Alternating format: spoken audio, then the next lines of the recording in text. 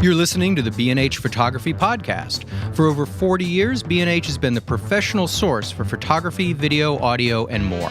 For your favorite gear, news, and reviews, visit us at bnh.com or download the B&H app to your iPhone or Android device. Now here's your host, Alan Weitz. Greetings and welcome to the B&H Photography Podcast. It's the first episode of 2021. John did the math and we figured out this is like our 57th year on the air, right, John? I think that's pretty much what it is. About 57 years. I was practicing for my bar mitzvah and you weren't born yet. I remember that clearly. Anyway, today we welcome photographer Matt Price to the show. Matt is a skate photographer. He specializes in capturing people, defying the laws of nature and, to many of us, the laws of common sense by doing insane acrobatics on skateboards. But as a reality check, he also takes lots of pictures falling off skateboards. And today we're going to be talking about his work from several standpoints: technique, style, gear, and also how he translated this work into a career. Matt is actually paying his bills while doing something he really likes, and with a camera, no less. What a novel idea. Welcome to the show, Matt. Hey, thanks for having me. I appreciate it. It's great having you. A few more tidbits for our listeners. You're originally from Arizona and you're currently based in LA, but you go all over the place. Matt was staff photographer and later editor at the Skateboard Mag, and he's currently the brand director at the CCS Skate Shop. Matt even has a personal side hustle. He produces Golden Hours Skateboarding, which is a gorgeous print publication. We're going to be talking about that too. Anyway, again, welcome to the show, Matt. It's just really a lot of fun having you here. I know Jason in particular has been real antsy about having you on and talking about your work. He's crazy about your stuff. We're all big fans. How did you make your skate photography noticed? Is there much work out there? This is like a niche market if there ever was. Yeah, I'm definitely selling trombone oil over here. But I love it. Okay. I think for me, it really came down to it was right place, right time. I lucked out that I learned how to do what I did at a young age. I found you want to talk niche. I found a website when I was 16 years old called skateboardphotography.com. And so I'm 34 now. So that was 16 years ago, right? Is that 18 years ago? I don't know how to do math. But so I found this website and it had a critique forum and a bunch of tutorials. And I grew up riding skateboards since I was 9 and I was obsessed with them. And all I wanted to do is take video and take photos of skating. And I stumbled upon this site when I was 16 and I had just got a camera. And it was I learned from just reading these angry skate photographers in the critique forums, really. And I really got lucky because that site only existed for a few. Yeah, angry photographers, crazy, right? But yeah, I got really lucky that this website existed right at that time when I was so young, and I started just I guess trial and error. I would shoot film, I would develop it, I would get it scanned, I would post it on the critique, I'd get ripped to shreds, I'd cry. No, I didn't cry, but I definitely I was hurt a lot of times when I was trying to learn how to do this, and then through that I made friends with a lot of these guys who shot skate photos, not even professionals, just really talented photographers who were on that forum, and they taught me a lot, and so that was kind of like that set the stage for me being like understanding the foundation of how to shoot action within skating at a young age. And then when I was 17 and a half, I started submitting photos to Thrasher, to Transworld. The Skateboard Mag was a new magazine that had just formed. All the heavy hitters from Transworld who built Transworld Skate into what it was, and they sold it to AOL Time Warner. And then it got a little too corporate. So they all left and started the Skateboard Mag. And that was just like, the coolest thing in the world to me. And I was obsessed with it. And I just... Hey, Matt, let me ask you, I know you're 16 years old, and how'd you get the courage to keep sending stuff in if you're getting trashed like that? I mean, and obviously it hurts a little bit. We all have to kind of go through this, but was it something you wrestled with? Did you ever think about giving up, or was it just you loved it so much and it was a community you had and you kept going? I think it was a combination. I definitely just loved it and wasn't going to stop doing it until I got good at it, I think. And now that I'm older, I am jealous of that because I still haven't found another thing that I love as much as shooting skateboard pictures. So you're always trying to find that other thing. And I was obsessed. I didn't care. Like I wanted to prove all those guys wrong. And the nice thing about starting with that critique was it was a bunch of amateurs. They were better than me, but they were amateurs. So it was kind of like the farm league. Like I was able to spend a year putting photos on that forum and that critique, and then kind of getting up to par where, I had a couple photos they liked, or they said this was good, or I kind of like cut my teeth there. And then after that first year, when I was about 17 and a half, I felt the confidence to send some photos to magazine editors, and I was able to, I was resourceful. I found some people on that site who knew some of the editors' emails, and I was emailing them and sending photos. And luckily, the editors at the magazines were not as mean as the kids on the internet. What about you nowadays? When someone comes to you, when a kid sends you their stuff, are you do you rip them to shreds, or you're pretty nice? No, I go out of my way to answer every single message. I critique every photo that is sent to me. I believe that is like, at the level that I get hit up about it, which is, maybe a couple times a week. It's not like I'm getting 20 a day. Maybe if that were the case, I would have to chill out. But I really do think that for how little time it takes to just look at someone's photos, take a few minutes to write a message, and I'll let them sit for a minute until I have time to actually look at the, photos they send. And I actually want to send them something specific about what they're sending, because I don't know, I think it goes a long way. And so I think having gone through that and having kind of been, shit on so hard in my early days, I take it to heart when younger kids are asking how they can get better, what's wrong with their photos, what they can do. I really I want to go out of my way to be extra nice to them, because I remember how much that hurt. And it does help to get razzed a little bit, but I also think that there's better ways of doing that than just breaking someone's soul. Sure. In that case, I'll ask you a question. I'm looking through your Instagram pages as you're talking, and something dawned on me that didn't strike me earlier, in that I can't think of another sport in which the photographer comes into such close contact with the athlete. And you're in the action in many ways, because you're shooting with wider angle quite often, and they're not even far from you with a wide angle lens, and that pushes things away from you. Am I wrong? Can you think of anything else where you are that close to the athlete at the moment like that, especially in critical moments? No. Yeah, that's a really good point. Actually, I never thought about it like that. No, there really isn't. I think, I will say, just so you know, so I'm shooting with a 15 millimeter or 8 to 15, but usually at 15, and I get hit. If I go out to shoot skating for a full day, I'll get hit at least once every day. Like every day I'm out shooting, so a board hits my lens or my camera at least once. But I don't know. I got to a point, I think, where I wanted to get closer, and you get so used to it, and it's like, it doesn't feel scary, because you kind of know how most of the tricks are going to go. You know how people are going to bail at a certain point. So you kind of just get all right up in there. I guess there's a type of hubris. Is that the right word? Like a little bit of a stupidity, and then get a little cocky where it's like, I know where the board's going to go. And I really don't. You're saying that from a point of knowledge, though. In other words, I would encourage anybody to go out there and say, oh, this guy's work is cool. I'm going to go stick my head in front of somebody on a skateboard. No, you don't do that. And you mentioned something that's really important, is that you are a skateboarder. You understand the thought process, you understand the physics, you understand the realities, you understand what the parameters are of what you can do and what you can't do. So you can put yourself out there.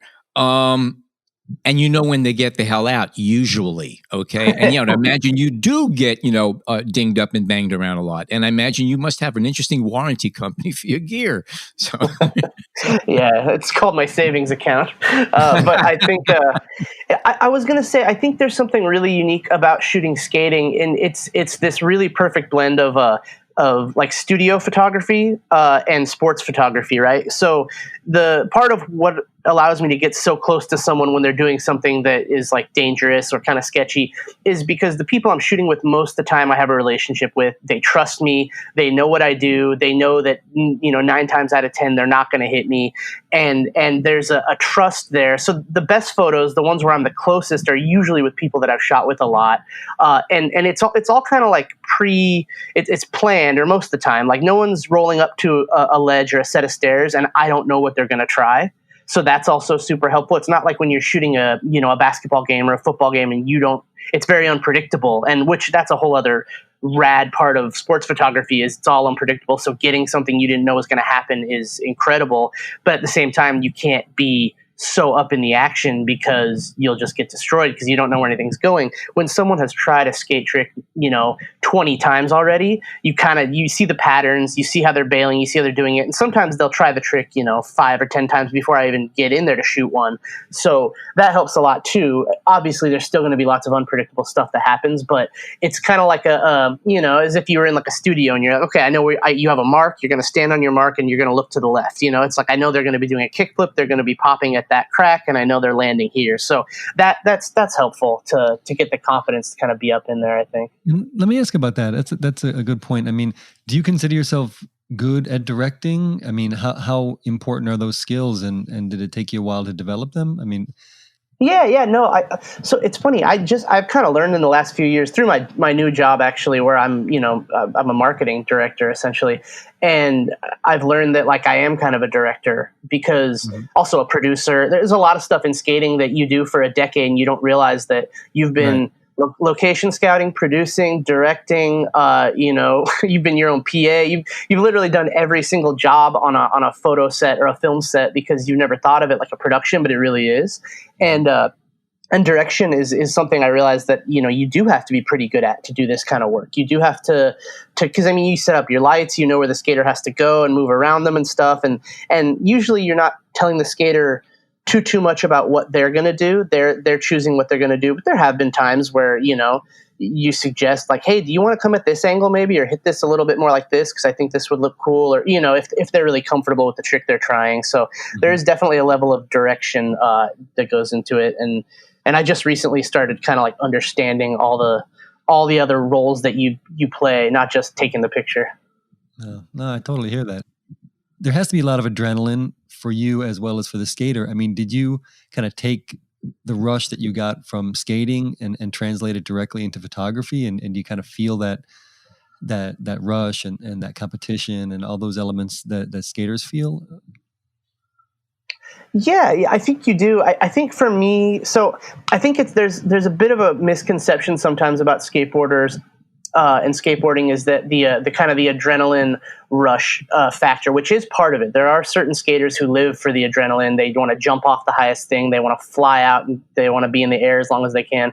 But I came from this whole school of skating that's more technical, more low to the ground, skating for scaredy cats, I guess what you could call it. I was not like an adrenaline kid growing up. I was always a little overweight, a little slower. I wasn't bad at sports. I was right in the middle, but I was just not that super athletic kid. And technical skating appealed to me because it was more like figuring out like a math equation than getting an adrenaline rush. And you'll sit and you'll just try a trick, like 100 times in your front yard until you get it. And I think that there was something really like magical about those technical skaters to me that had just really just locked it in. They're just amazing at it, right? Like you can tell they put in their 10,000 hours. They're so talented.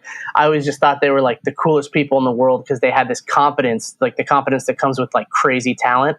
And that to me was always more appealing than the adrenaline kind of side. And through just being around it and not being as good as my friends and not progressing as fast as them, you just you don't want to get left behind. Like if you have 3 friends and they all learn to kickflip in the same week and you don't learn for 6 months, you kind of need to come up with an excuse to still roll around with them, which sounds really bad. If they're your real friends, you don't. But when you're a kid, you feel like you need that. So I think a lot of kids that are like the worst skater in their crew get pushed into media. They pick up a video camera or a camera and they I think that's pretty much. There was an old skate mag where they were interviewing a bunch of media people, and I think the question they asked was like, "How'd you get into shooting photos? Were you a rich kid or a fat kid?" And I always thought that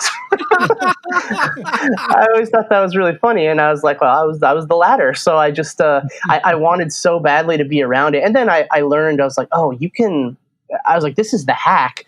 You don't have to have the stress or the pressure of being a pro skater." if you just document the skating, you get to go on all the trips, you get to live the same lifestyle, you get to party and sleep till noon every day. You get to do all the fun parts of this, but you don't have to really like bust your ass quite the same. So that was a that was a huge selling point of trying to document skating. You're also creating stuff, and you have something that's going to outlive you, and you're going to share it with everybody, and everyone's going to see it, and of course the skaters love it too. So there's a lot of for sure, and that comes later. I think that's like a realization. You spend the first 10 years just wanting to live the lifestyle, and then all of a sudden you wake up in a really big hangover one day, and you're like, holy shit! I just built a body of work that I own, and built connections with this whole skate industry on accident, and then you're able to kind of use that stuff for the next steps. There was that guy. There was that show 20 years ago. So the Lifestyles of the Rich and Famous. Who was that guy? He did the same thing. He didn't have anything, but every week he got wined and dined on yachts and mansions and everything else. And like he was like he's laughing all the way to the bank. It's like that's true. Robin Leach, man. He's that's him. That's him. He's the archetype.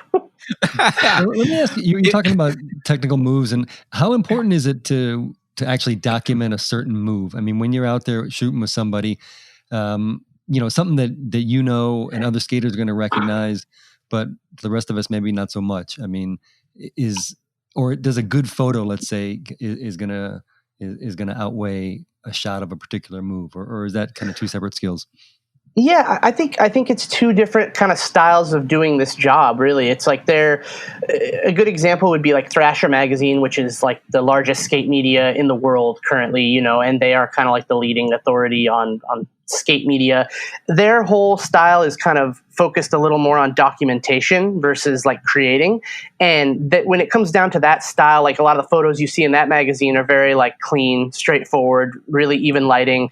You just want to see the trick. They're usually the biggest, gnarliest tricks. It's like about documenting the progression of skating, which everyone respects that, and I respect that, and I think that there's a place for that.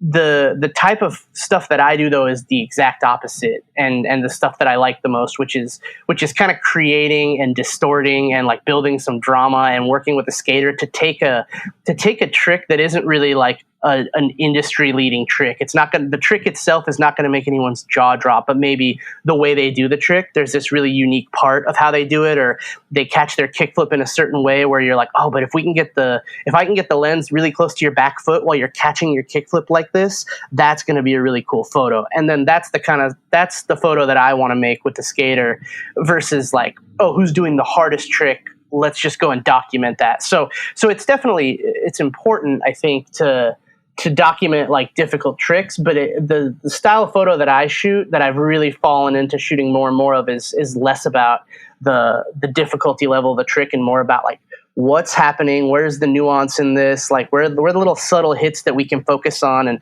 and using like a tool like a fisheye, which is super dramatic, it's super exaggerating. You can really like hone in on those certain points, of the feet, of the board, of the trucks and stuff like that. So that's kind of that's kind of like, so to answer, that's a long way of answering the question, but yeah. So there's I look at it as two styles of shooting really, and I prefer the latter, that one.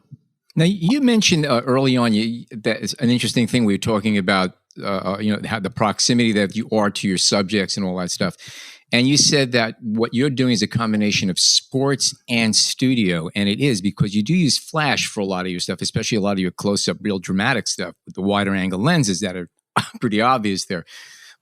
What I'm curious about is how much do you pre-visualize? Now, obviously, I think you answered that. I mean, you kind of know what your lens sees because you've done this a number of times. But what about things like focus and exposure? How much of this do you go manual? Do you go full auto? Do you trust the cameras? Or is it a combination of say auto TTL, but you're setting the base exposure? Or what are you doing? How are you combining all of these features? So usually it's from a really long process of trial and error, but it's all manual. I do everything.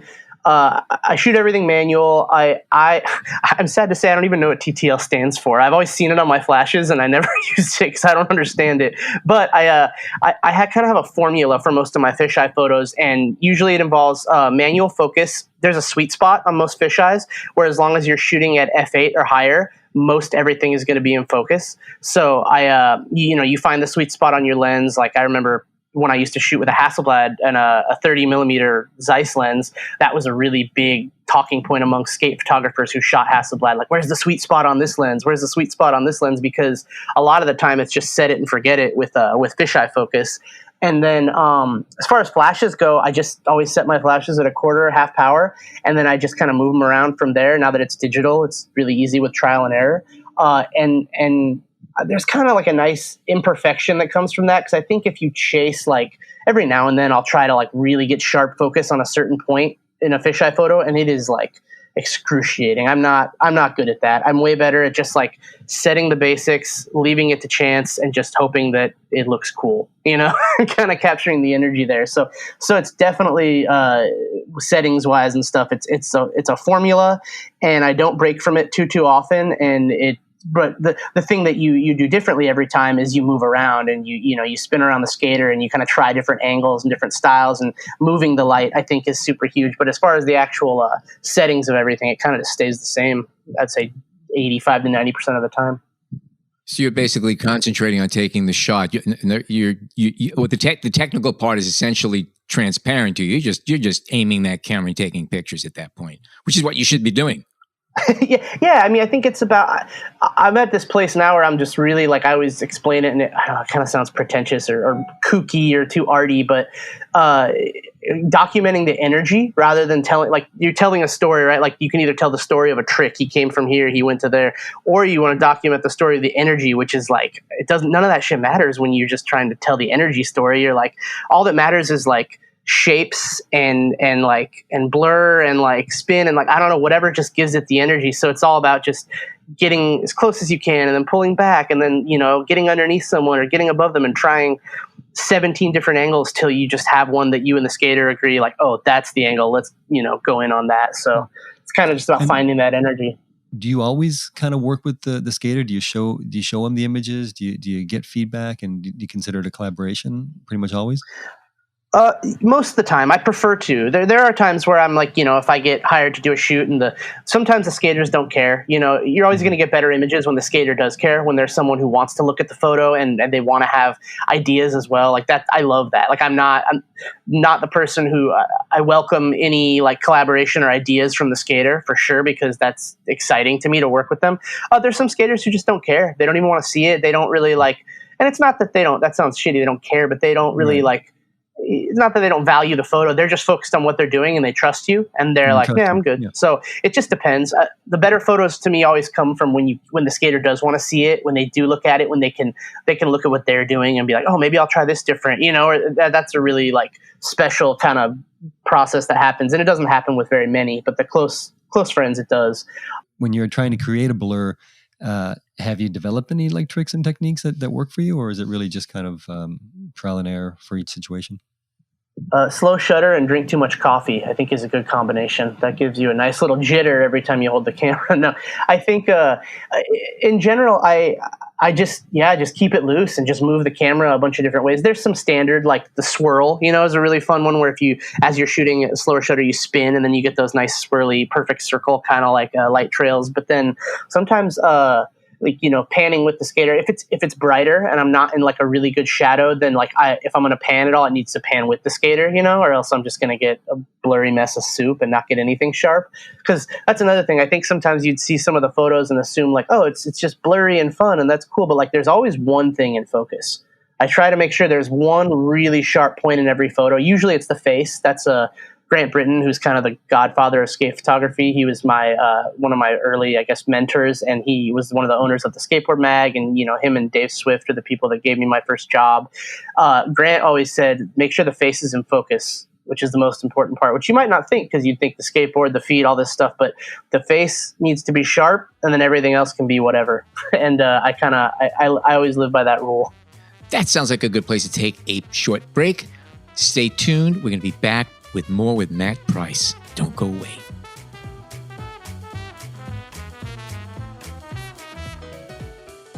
We hope you're enjoying this edition of the B&H Photography Podcast. The best way to support the show is by subscribing on Apple Podcasts, Google Podcasts, Spotify, or wherever you get your podcasts.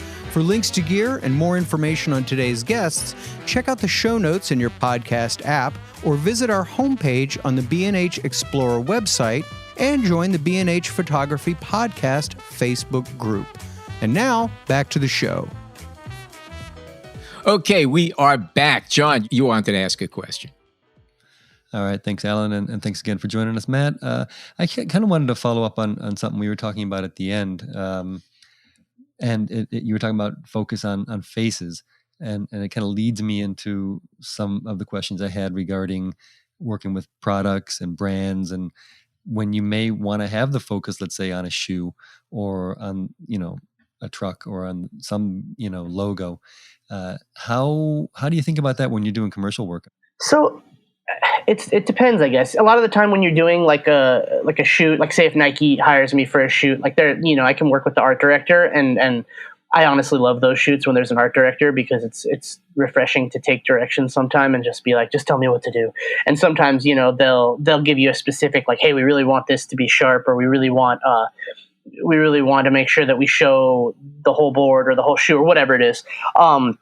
But in general, in skate, it's all way more lax. Like I have a lot of friends that shoot commercial stuff outside of skate, and I've done a little bit of that, but not a ton yet. And it sounds like people are a lot more picky. Within skating, it's such a small community, and kind of everyone knows what everyone does. So when I get hired from a brand like Converse or Nike or something, the people hiring me are people who have known my work for 10 years, and they know what it is and they know what they're getting. So most of the time they're just like, yeah, do your thing, do what you do, get close, they got lucky that the style of photo that I like to shoot is really like puts the shoe as like a star, so that the shoe campaigns, really work well with what I do, because even if something isn't sharp, the photo is going to be filled with, 50% of the photo is a shoe. So I think they're usually pretty happy with that. But yeah, in general, I think, I spent years shooting the trick first, the skater first, and then after the fact, brands would come to you and say, hey, do you have a good photo of so-and-so? We need an ad. And then you'd say, I got this photo. And they'd be like, great. And they wouldn't even necessarily be wearing the product they were trying to advertise. They were just like, oh, we just need a good skate photo.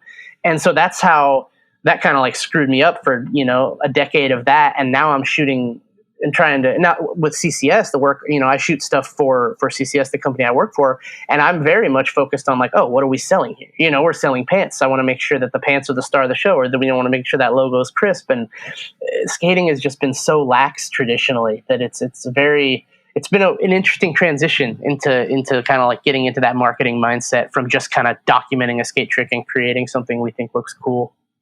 Oh, that is interesting. Can you tell us a little bit about CCS? Yeah, so CCS is a skateboard mail order. It started in the 80s, and they were like the biggest skate shop in the world in the 90s, and they sent out, 13 million catalogs a year. And every skater who grew up in the 90s grew up getting those catalogs. They were free. So I remember my mom had one, my dad had one. I'd get 4 to my house every month because you could.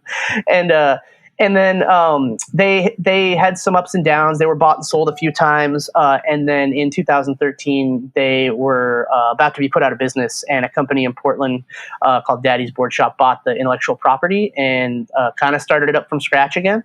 And they hired me as a consultant, and I slowly transitioned from being a photographer into being a brand director, and kind of helped them rebuild the brand. And 5 years, 6 years later now, 7 years, holy. It's a long time.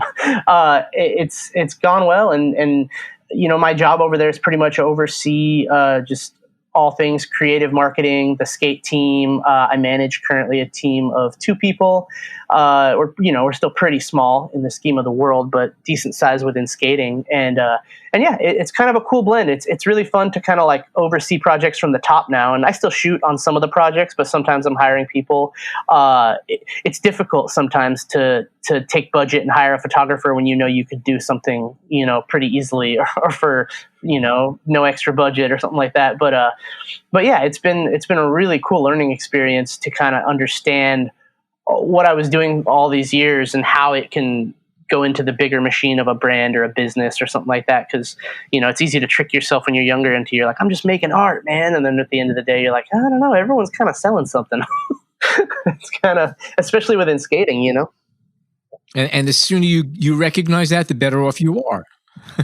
I mean, really, it's like it's getting where you fit in. I see skaters and photographers that still try and pretend they're not, and I'm like, guys, your whole livelihood, like the skaters are all sponsored by brands that are trying to use them to sell product. Your photos are getting bought by, even if they're bought for an editorial in a magazine, that's a magazine that lives and dies by their advertisers. And it's funny because skating loves to pretend like it exists in this very I don't know, almost bohemian kind of place sometimes or whatever. And I'm like, guys, we're all inside the capitalist structure like everybody else here. Well, it's interesting because as an outsider, I mean, skating seems so tied to brands in many ways. I mean, it seems that if you're going to be a professional skater, there's no other way other than to be tied to a brand. Isn't that true? I mean, oh yeah. I mean, that's the whole model is based off of that. I mean, there are a few skaters that could make their living solely off contests, but that I can count on one hand how many Right. there are. Like, it really is like if you don't have a good board sponsor and more a shoe sponsor, like a shoe contract is what makes or breaks a pro at this point. Like if you don't have a shoe contract, you're not really taken seriously as a pro skater. Not by me personally, but by the rest of the industry. So you still have respect, and you're still. That sounded really lame and corporate to say, but I just have seen it firsthand. Like trying to get skaters sponsored by other people, and they're like, well, who's the shoe sponsor? And you're like, he doesn't have one right now. And then they're not interested. So it really does come down to the sponsorships. Interesting. So you had mentioned, and we kind of realized that there's a small world to some degree in the skate community. And also, as someone who's now hiring photographers, what are you looking for out there that might be something different or something interesting to you in terms of skate photography? So a lot of the times when I'm hiring for more like lookbook and product style photos, not so much action skate. So I'm usually focused on, who understands the goal, who is going to be easy to work with, who can turn around photos fast, who can take a shot list and give me, most of it back shot. So it becomes a little bit more like, it's a different process, kind of, rather than looking for like the magic, at least for product stuff, for CCS stuff. There's a whole other side of this where, my little side project, which we'll talk about, is I would love to grow that into something where I am taking submissions from photographers that are based on skate photos, that are based on shooting action. I do think there's like a handful of people out there in the world.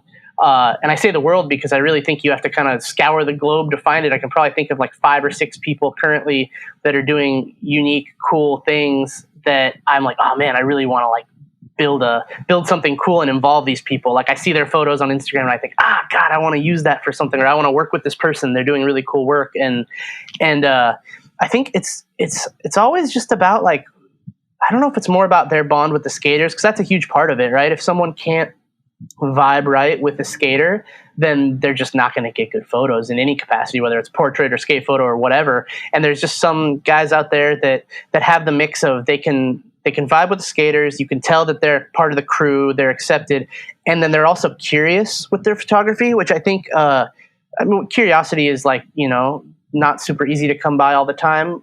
I guess curiosity with talent, but especially in like certain mediums where there's a set of rules, right? Like, there's a certain way that you can just learn to shoot a decent skate photo. And then if you just stop there, then you can have a career probably if you know the right people, and the skaters like you can just keep shooting that way. It's cool to see the skaters who are in that position that kind of have the career, they have the basics down, but that are still wanting to push the envelope. They're still trying something, even if it's bad sometimes. I appreciate a weird bad photo way more than I appreciate a standard sterile boring photo.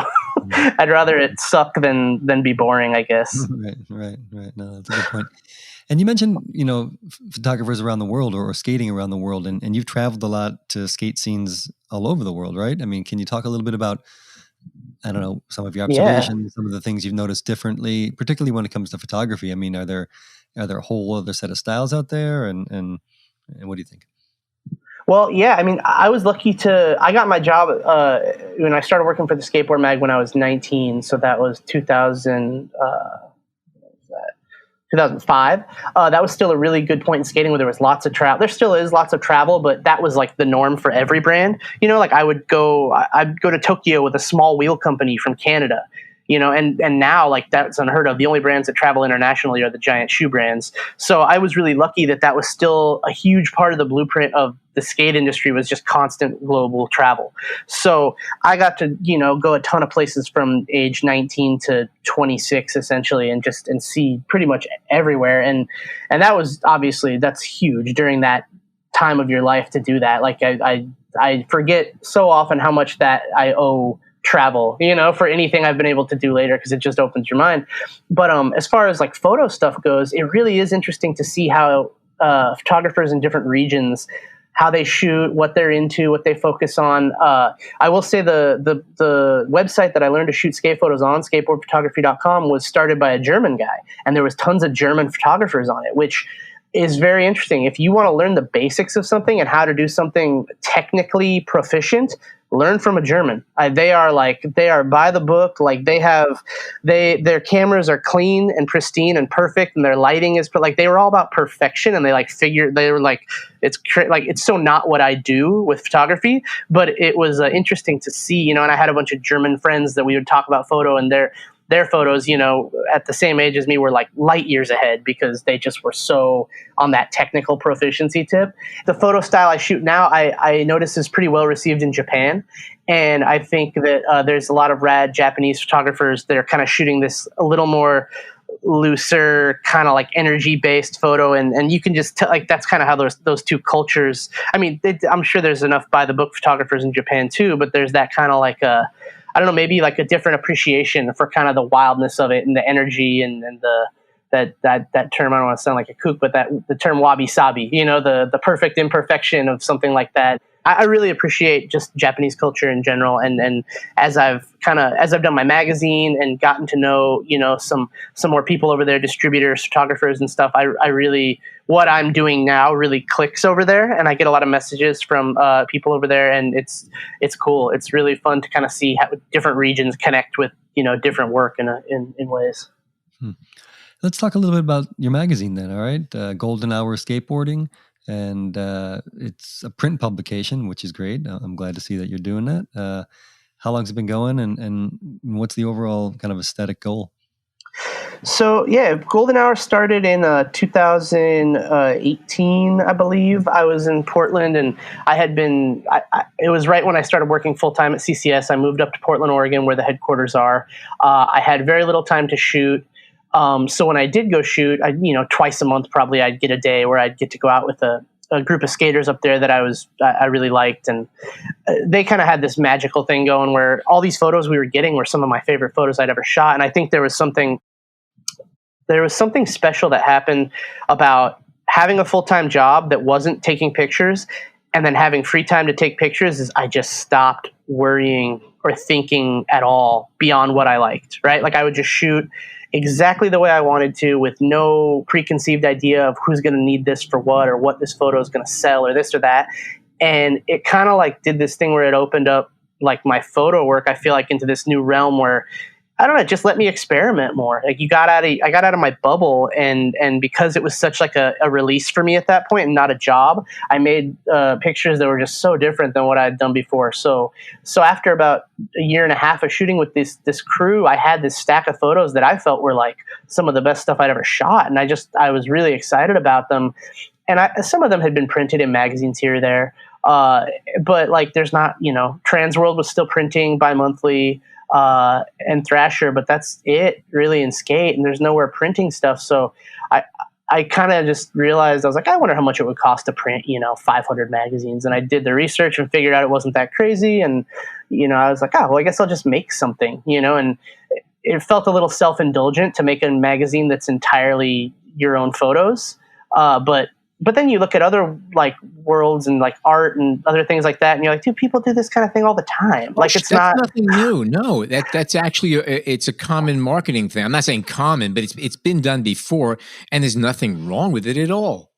Yeah, exactly. And I think skating kind of drives this this extreme humility into your soul as a coming up in skateboarding. There's a lot of the culture that's built around you don't, don't clap for yourself when you land a trick that's really hard that you've worked on for a year. Like, you're supposed to try your hardest, but never ever look like you're trying hard, or never admit that you're trying. So the idea of kind of giving yourself an entire issue of a magazine or a printed book just dedicated to your own work sounds like, to me, it sounded crazy. Like, I when it would pop into my head, I'd be like, yeah, but I can't do that.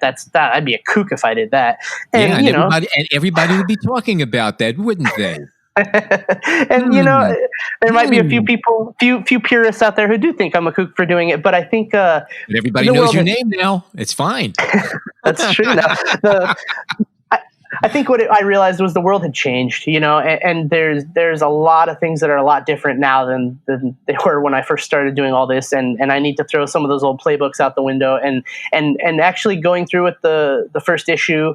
I partnered with an old friend as well, actually, Andrew McCarthy, who we grew up together in Arizona skating, and we had a website when we were in high school called skateaz.com, and he is a highly talented designer and web developer. So he has the 1-2 punch on the other side of things that I don't know how to do. So I hit him up and I said, hey, I have this stack of photos. I want to make a 60-page little book. Do you want to put it together? And he jumped on it, and he said, yeah. He was in Berlin at the time, and we would Skype all the time, and he just in one night knocked out a rough draft layout that was 80% of what ended up being issue 1, and it just felt really right, and we were super excited. And we went in on it. We did a photo show in Portland, and it was super cool, and it was successful. And I think that was a real, because I've always been a little bit entrepreneurial. I started a skateboard company when I was 19 and had that for 8 years, and I made a t-shirt brand in high school, and I've done all these little dorky things that none of them have really worked. And this one was one that I really had faith. I'm like, I think there's a market for this. I don't think it's huge, but I was like, I think I can at least sell 500 of these. And I wanted to ask you, are you actually selling these magazines? And if so, where are they available? Because again, 500, you're not going to get a distributor. Yeah, well, so we are. We sell them direct mostly, and then there are a few skate shops that buy them and carry them. But when I say a few, I mean less than 10, and then on the first issue at least. And we sold direct in the first week. I think we sold 370. We sold about 100 on the night of the photo show. So, within the first week, we had sold through almost all 500, which to me was like, okay, this proves that this is something people want. They're not getting it. They want it. We also printed on a way heavier stock than anyone in skate was printing on. I wanted it to feel high end. I was looking at all these European fashion quarterlies at the time, and I was looking at these $20 and $25 books that were gorgeous that I was buying at magazine stands.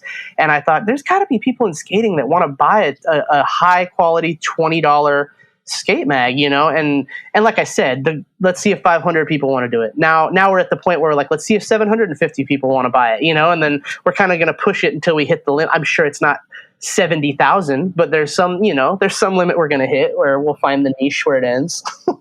I mean, at the very least, you have some very cool calling cards, and I don't say that in a weird way, because you hand something over to somebody, especially if you're looking to have somebody who will maybe do some funding for you.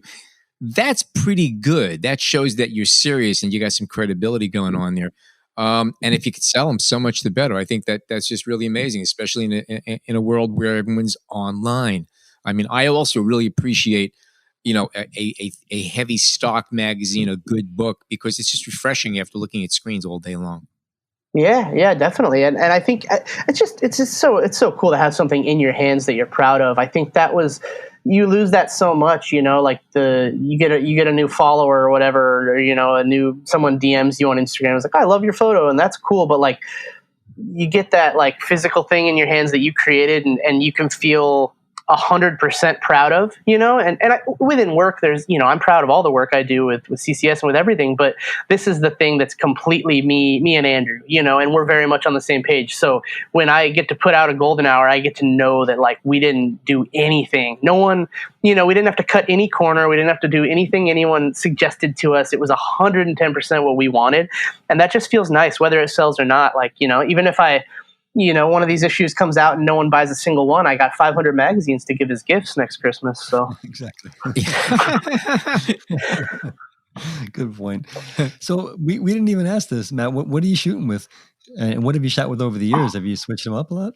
Your camera gear? So yeah. So when I first started shooting, it was right before digital kind of became accessible. So I started shooting 35 millimeter on like a old Canon EOS body, and then kind of par for the course in the skate industry at the time was a Hasselblad.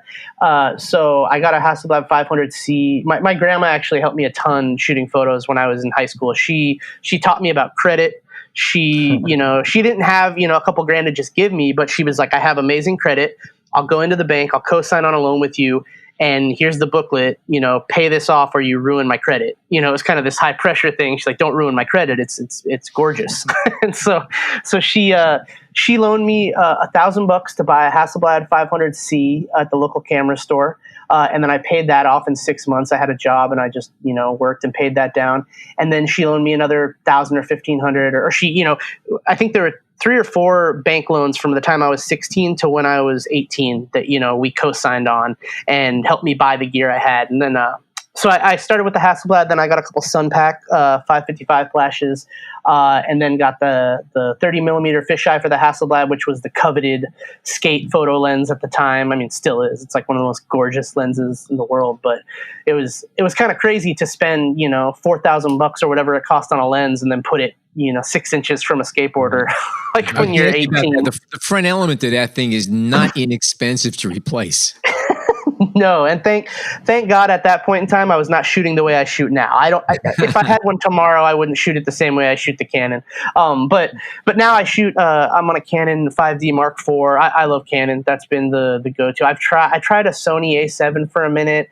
I couldn't get on board with the mirrorless thing. It didn't feel right in the hand. I never liked the interface. Like, nothing against Sony, but I tried to kind of adapt. I thought, oh, well, these are the new cameras that people are using, and this is full frame, and I can play with this. And I did it for a year, and I went back. So I'm on the 5D Mark IV now. I have the 8-15 fisheye, and a whole bunch of those Yongnuo speed lights. Just they're cheap and they're great, and they can get smashed. And because even more than my camera gets hit, my flashes get hit. And those break. Right. And how many flashes will you use on a shoot? Will you have them set up in different locations? Yeah, usually most of the time these days I really kind of go with one handheld, because I'm shooting, when you shoot the slow shutter, like, you can get away with that. Usually 1 to 2. I have 3, but I always find when I try to set up more than 2 flashes, I don't like what it looks. I don't like overlighting. It's just like, I'm not good at it. I don't know how. I'd rather have less than more, and I'm always unhappy with what I'll set up 3 and then I'll turn 1 off, and then I might even turn the second one off, and then all of a sudden I'm back to 1 and I'm like, I like that better. Yeah, because you have shadows all of a sudden. Yeah. I think there's that's direction. There's an anchor to it. Sure. Exactly, and that's something that Brian Gaberman, who's one of the best skate photographers of all time, when I was a kid, I was emailing him all the time, asking him for critiques and stuff, and he gave me the best piece of advice about flashes, and he said, you don't use flashes to light something up, you use a flash to create shadows. And I thought, it like blew my mind when I was like 20. I was like, holy shit, yes, that is exactly what you do, and that has stuck with me forever.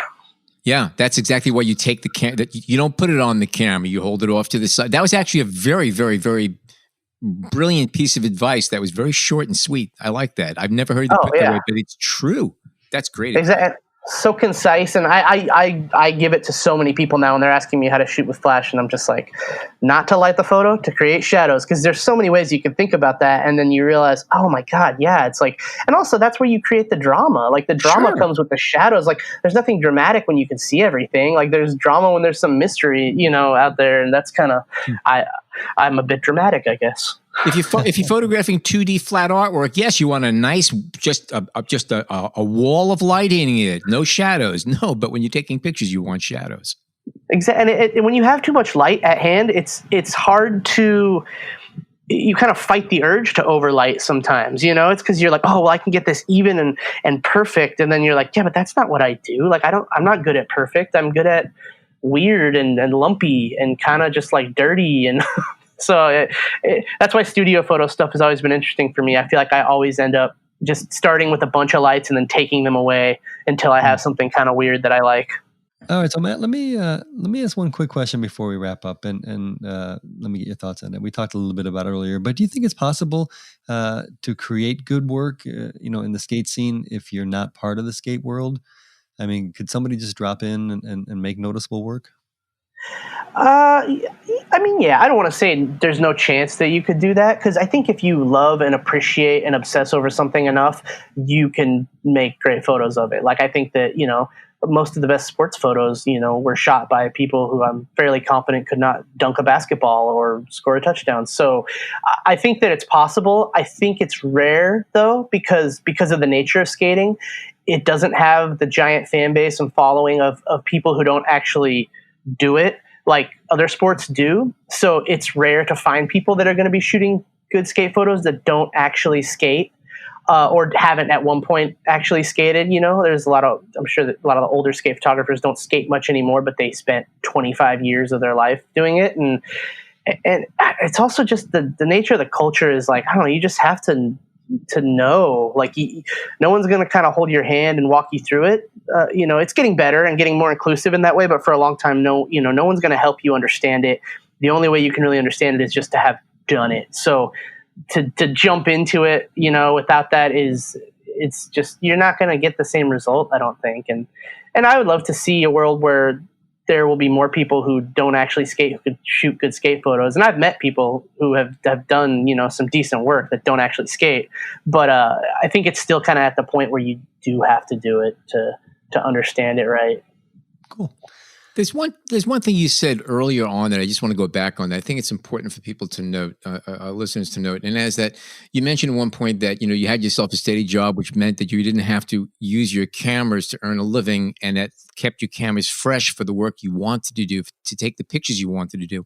I've known a lot of photographers who basically learned to hate photography because to pay their bills as a photographer, as glamorous as it sounds, they're doing a lot of stuff they really did not want to do. They really hated and everything else, and the business end of it. So I think one of the takeaways is that if you are a photographer and you have a passion for something, be it skating or sports or landscape or anything of that sort, and you feel kind of cheated because your name isn't up in lights and you're not earning a living at it, the bottom line is it's still something that you love doing. And that's what photography is all about. It's something that becomes a passion for you, and it becomes very personal. So again, if you're not earning a living from it, it's okay. You're still doing something that you love to do. And a lot of people never even get to do that. So. Yeah. Yeah. You might even be, making better work because of that. And that's correct. So love it and appreciate it. That's it. So, Matt, if people want to see more of your work, where can they go to? Most of my stuff I post on Instagram. It's at Pricey Hot, like icy hot, but with my last name, Price. And then MK Price, my website, mkpricephoto.com, I believe, is my website. And I don't update it that often, but it has like a kind of a base idea of what I do. But yeah, I'm mostly I'm an Instagram kid these days. What about Golden Hours? Tell us a little bit about that. So yeah, Golden Hour is available. We have 3 issues we've put out so far. goldenhour.online is the website where you can find that. And we're about to put a 3-pack up where you can get a special little box with all 3 of them. And just at Golden Hour Skateboarding is the Instagram for that as well. And one thing I wanted to say before we cut out is I just wanted to shout out B&H because I got some of my earliest camera gear from B&H, and I wasn't able to say that earlier. So getting asked to come on the show is a big deal for childhood me, and B&H has played a huge role in in my career and just kind of like my photo life. And that's not not trying to be corny or anything, but it really is. We thank your grandma. Thank you so much. We appreciate that. Really. I will. I'll let my grandma know. and please send our love to your grandma, please. I will. She's gonna love this. Actually, I'll be like, "Hey, Grandma, remember that place where we got all that loaned money and we gave it to them? Got to be on this podcast now." Grandma, you did real good. Be proud of him. He's doing okay. He's all right. Fine boy. Thank you guys so much. I appreciate it. That's great. Okay, if you'd like to get a heads up the moment a new B&H Photography podcast goes live, it is just so easy. All you have to do is head on over to wherever you get your podcasts, type B&H Photography Podcast, surprise, into the search field, and you are part of the family. You can also find us on the B&H Explorer website and on the B&H Photography Podcast Facebook group page. That said, my name is Alan Weitz, and on behalf of John Harris and Jason Tables, thank you so much for tuning in today.